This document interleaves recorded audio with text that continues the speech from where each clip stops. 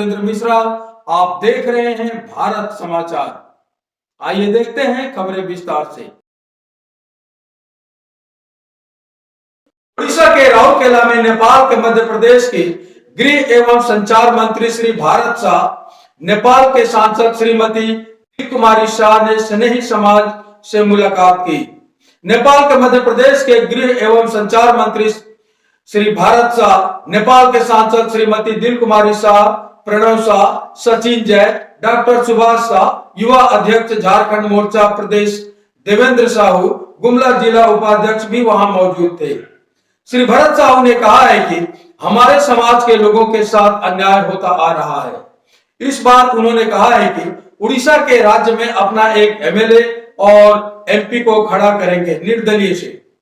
उन्होंने कहा कि राउरकेला में स्नेही समाज के लोग बहुत अधिक संख्या में हैं, लेकिन उन्होंने आज तक किसी भी विधायक या किसी भी एमपी का समर्थन नहीं मिला है। परंतु इस बार स्नेही समाज के लोगों ने एक बार फिर पुनः अपने समाज के लोगों को एकत्रित कर खड़ा होने का निर्णय लिया है।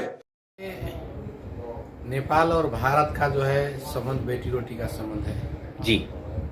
बॉर्डर साइड के अधिकतर और जगह भी जो है निरंतर रूप में सदियों से जो है शादी विवाह का कार्यक्रम होते आ रहा है जी। अब इसको यहीं तक नहीं लीजिए, अब थोड़ा मैं और आपको ऊपर ले चलता हूँ। जो धार्मिक हिसाब से, हिंदू ग्रंथ के हिसाब से जनकपुर के जो माँ जानकी जो है उनका विवाह अयोध्या के श्री राम से हुआ था। उसी समय से जो है सिलसिला आगे बढ़ रहा है। उतना ही नहीं, आप बौद्धिस्ट के हिसाब से, बौद्ध धर्म के हिसाब से देखिएगा तो गौतम बुद्ध का जन्म लुम्बिनी में हुआ नेपाल में, और उनका जो है ज्ञान प्राप्त आपको बोध गया में हुआ, और उसका देह स्थान जो है आपको कुशीनगर में हुआ। तो ये निरंतर रूप से धार्मिक हिसाब से ही चलते आ रहा है। तो स्वाभाविक माने बात है, सीता को संरक्षण अयोध्या में मिला होगा, गौतम बुद्ध को बोध गया में मिला होगा, उसी तरह से हमारी माँ बहनों को नेपाल के इंडिया में और इंडिया के नेपाल में मिला है। ये तो प्रमाण के रूप में ही है, इसमें ज़्यादा कुछ। झारखंड और उड़ीसा घूमने के बाद मुझे लगा यहाँ के जो दो चीज़ खास करके जो है नेचुरल जो रिसोर्स जो है उसको और व्यवस्थित करने की ज़रूरत है, और दूसरा जो है जो टूरिस्ट पैलेस सब जो है उसको अगर प्रदेश सरकार सुंदरीकरण करे, हाँ उसको जो है, और मैंने क्या कहते हैं सेंट्रल सरकार उसको सौंदर्यीकरण करे और उसको जो है विश्व जो है जगत में इसको पहचान बनाने की आवश्यकता है।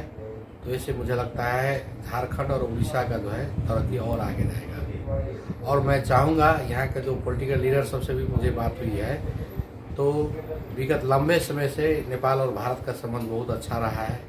मैं चाहता हूँ इस संबंध को और मजबूत किया जाए, और दोनों देश में जो नेचुरल रिसोर्स के संदर्भ में हो और टूरिज्म के सेक्टर में जो दोनों देश को जोड़ा जाए, ताकि दोनों देश का तरक्की साथ साथ आगे बढ़ेगी। सर, आज जो आप आए हैं एक समाज की व्यथा को देखते हुए, आपने क्या यहाँ पे गहन किया है और क्या उद्देश्य दिया है यहाँ के लोगों को? सर्वप्रथम तो मैं समाज के निमंत्रणा में मैं आया हूँ। मेरा निजी काम भी था, लेकिन खास करके मैंने देखा हूँ उड़ीसा में हमारे समाज के लोगों के साथ जो भेदभाव हो रहा है, और बहुत बड़ा आबादी होने के बाद भी उसको राजनीति में स्थान नहीं है। मैंने ये चीज आप मान रहे हैं कि अपने समाज के लोगों का तरक्की नहीं है? नहीं है। तो आने वाला समय में हमारे समाज के लोग संगठित होकर के इनका भी, हमारे समाज का भी प्रतिनिधि विधानसभा में, लोकसभा में पहुँचे और राजनीति में उनका जो है भागीदारी हो। लेकिन सर एक चीज हम यहाँ पे थोड़ा सा पूछना चाहेंगे आपको। यहाँ पे जो गहन जो परिस्थिति है, यहाँ पे उड़ीसा वासियों को अगर हिंदी भाषी जो भी कोई लोग हैं उनको टिकट मिलना बड़ा मुश्किल होता है। टिकट कौन बनाता है? हम लोग न बनाते हैं। नहीं हम बनाते हैं, कल लेकिन हमारे समाज के लोग हमने जो देखा है नहीं, ठीक है, समाज के लोग आपका कहना है इसलिए नहीं समाज के लोगों को टिकट देता है कि नहीं जीत पाएंगे।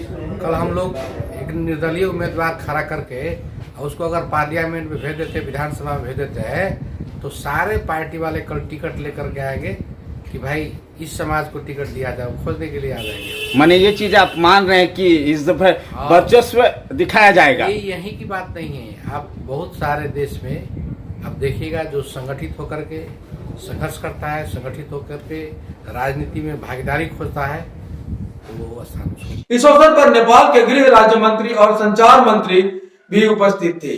उन्होंने कहा कि हमारे समाज के लोग कर्मठ और कर्तव्य निष्ठावान हैं, अपनी रोजी रोटी पर और व्यवसाय पर ज्यादा ध्यान देते हैं, लेकिन उनके विकास के लिए कोई भी कार्य नहीं होता है।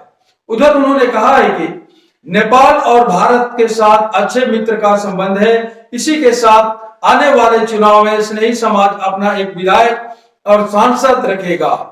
उपस्थित लोगों ने उनको श्री जगन्नाथ महाप्रभु का शुभ चिन्ह भेंट किया और शाल देकर सम्मानित किया। श्रीमती दिल कुमारी शाह ने कहा है कि महिलाओं को आगे बढ़ना है, केवल घर में ही रहना उचित नहीं है। अगर महिला आगे नहीं बढ़ेगी तो पुरुष कैसे आगे बढ़ेंगे। राउरकेला से राजन कुमार शर्मा की रिपोर्ट।